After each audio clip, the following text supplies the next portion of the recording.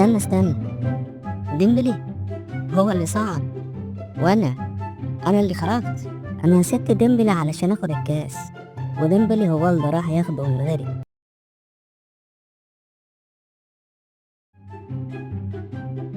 مستر انشيلوتي، انا مش فاهم. انا سبت باريس علشان احقق دوري الابطال، جريت، اتشقلبت، وبرضه خرجت. يا امبابي، خرجنا وانت معانا. يمكن كنت الحظ، ويمكن كنت انت السبب. باريس سان جيرمان رسميا أيها الأحبة متابعينا في كل مكان يتأهل للمرة الخامسة في تاريخه إلى الدور نصف النهائي. هذه المرة يريدها بقوة. استنى، ديمبلي هو اللي صعد وانا اللي خرجت. انا سبت ديمبلي علشان اخد الكاس، وديمبلي هو اللي راح ياخده من غيري.